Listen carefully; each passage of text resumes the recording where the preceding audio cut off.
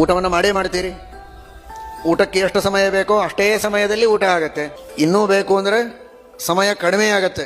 ಮೊಬೈಲ್ಗಳನ್ನು ನೋಡದೆ, ಏನೇನೋ ಹರಟೆ ಹೊಡೆಯದೆ, ಕೇವಲ ದೇವರ ನಾಮಸ್ಮರಣೆಯನ್ನು ಮಾಡಿ ನೀವು ಊಟ ಮಾಡಿದರೆ ಇನ್ನಷ್ಟು ಕಡಿಮೆ ಸಮಯದಲ್ಲಿ ಊಟ ಆಗುತ್ತೆ. ಸಮಯ ವ್ಯರ್ಥ ಅಂತೂ ಆಗುವುದಿಲ್ಲ, ಮನಸ್ಸಿಗೂ ನೆಮ್ಮದಿ ಇರುತ್ತದೆ. ಆಹಾರ ಇದು ಎಷ್ಟು ಪವಿತ್ರವಾದದ್ದು.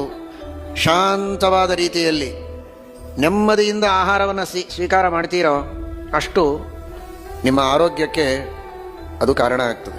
ಒಂದೇ ಆಹಾರ ಇರಬಹುದು, ಕೆಟ್ಟ ಕೆಟ್ಟ ವಿಚಾರಗಳು, ಯಾರೋ ಹೊಡೆದದ್ದು ಬಡದದ್ದು ಸತ್ತದ್ದು ಏನೇನೋ ಸಿನಿಮಾಗಳನ್ನು ನೋಡ್ತಾ ನೋಡ್ತಾ ಆ ಕೆಟ್ಟ ವಿಚಾರದೊಳಗೆ, ಟೆನ್ಷನ್ ಒಳಗೆ, ಒಂದು ಉದ್ವಿಗ್ನವಾದ ಸ್ಥಿತಿಯಲ್ಲಿ ನೀವು ಊಟ ಮಾಡಿದರೆ ಹೊಟ್ಟೆಗೆ ಅದು ಹತ್ತೋದಿಲ್ಲ. ಅದೇ ಸಮಾಧಾನವಾಗಿ ದೇವರ ಸ್ಮರಣೆಯನ್ನು ಮಾಡ್ತಾ ಆನಂದದಿಂದ ನಗನಗತ ಅರ್ಥಾತ್ ಶಾಂತ ಮನಸ್ಸಿನಿಂದ ನೀವು ಊಟ ಮಾಡಿದರೆ ಅದು ನಿಮ್ಮ ಆರೋಗ್ಯಕ್ಕೂ ಬಹಳ ಹಿತ.